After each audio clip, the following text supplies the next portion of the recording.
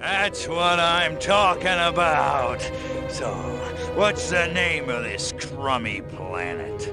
Our destination, the planet Earth. Welcome to MojoPlays, and today we're taking a look at the 10 games that let you become chaos incarnate and destroy everything in sight.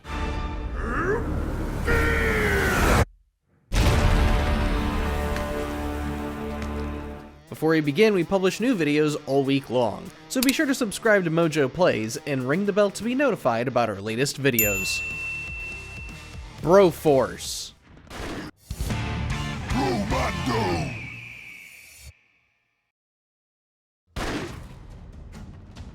With the litany of characters all boasting their own different projectiles with unique properties, it can be easy to let loose and just blow up the map all willy-nilly. Indeed, the game almost encourages you to get as destructive as possible.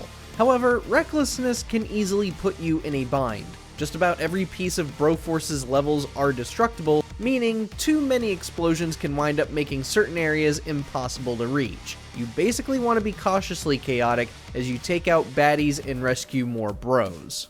Blast Core. An N64 classic. Before they became famous for Banjo-Kazooie and Conker's Bad Fur Day, Rare put out this hidden gem where players have to escort a ballistic missile through various levels. The only way to ensure everybody's safety is by destroying anything in the missile's path, and almost everything in the level is going to be in the way. So you'll have to commandeer various vehicles to mow down buildings and move objects before the missile outpaces you. Unfortunately, the only way to play Blast Core is if you own an Xbox One or Series XS and have access to the Rare Replay collection, which you can usually get for dirt cheap these days. Destroy all humans. Many of us have dreamed about being a hostile alien race and razing various 1950s style landmarks. No? Just me? Well, regardless, Destroy All Humans is perfect for those wanting to be a diabolical extraterrestrial. On foot, Crypto can terrorize humans with a variety of weapons to probe, vaporize, or incinerate them with.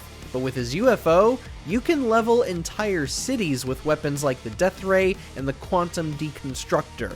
Sure enough, you'll turn the area into a total flatland of ash and rubble, which can either reveal hidden drones for more DNA, or make those drones harder to reach. What's shaking, Pox? You look a little, what's the word?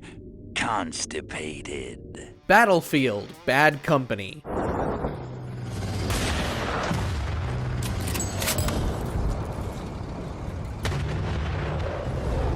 The Battlefield series in general is the most destructive online first-person shooter game you could possibly play. This is a series where you must always keep in mind the structures you're taking cover in, as a few shots in the right places could cause the whole thing to collapse on you.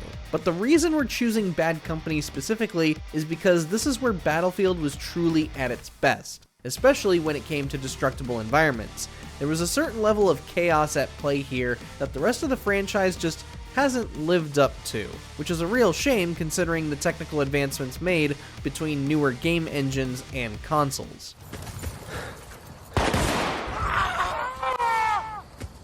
Red Faction Guerilla. The Earth's defense force changed the face of Mars. They terraformed so we could breathe the air. They built bases, checkpoints, watchtowers. The Liberators soon became an occupying force. Now, if you want a game with environmental destruction, then sure, go ahead and play the first Red Faction game. But what makes Guerilla so unique is the same reason why we put the spotlight on Battlefield Bad Company. While you can't destroy the terrain, you can destroy various structures to accomplish your mission.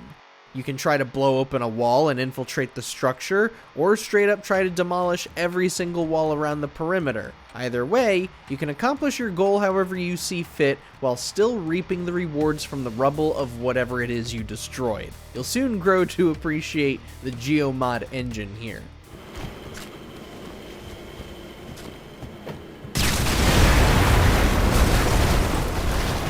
BeamNG.drive.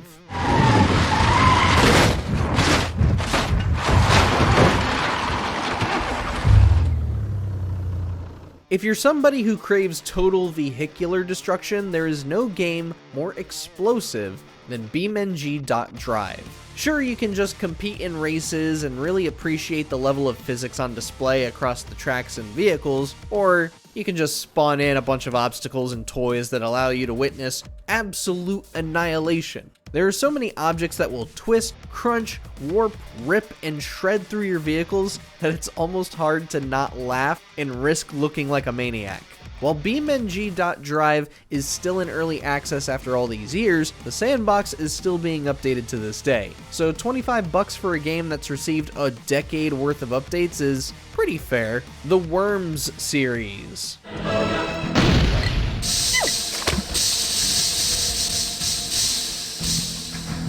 In the world of Worms, you're going to want to destroy as much of the environment as you can get away with. Ideally, you do want to aim for your enemy's worms as often as possible, but physics can either make or break you depending on your strategy, though environmental destruction is a major component in winning. Depending on which game you're playing, you can put your enemy at risk of falling off the map or even succumbing to some kind of hazard. Just keep in mind that your opponent can inflict the same level of damage and misery upon you. So be aware of your positioning at all times, and just a tip, don't be afraid to sacrifice a worm or two if it means inflicting pain on your foe.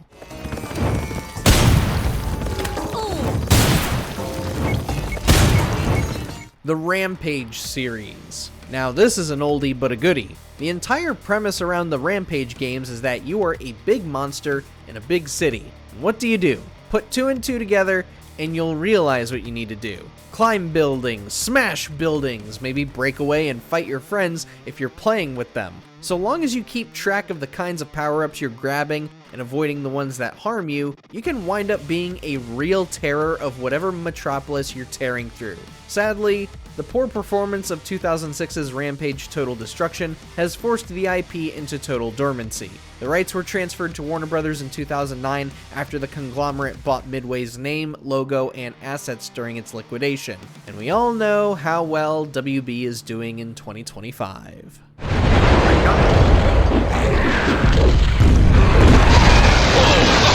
Donkey Kong Bonanza.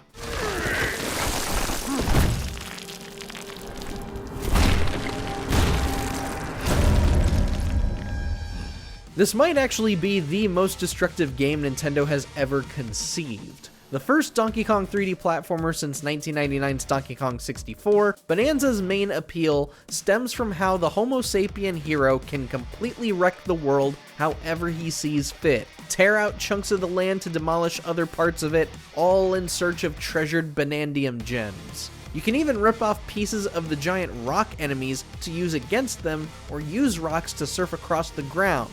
The world of Bonanza is quite literally your playground, but there's still one game that has yet to surpass in being the most destructive game we've ever seen. Destruction can lead to discoveries, so set off a chain reaction. Teardown. Blocks are flying everywhere when you play Teardown.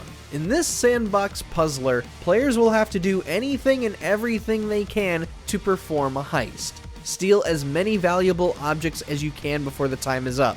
But here's the catch. You have unlimited time to prepare, yes, but the second you break anything, the alarm goes off and the timer begins. You got 60 seconds to get in, grab the valuables, and get out. But that's just the main campaign. If you want to mess with the physics in the vehicles, there is a sandbox mode you can play in without any consequences. Both modes are a ton of fun to partake in too.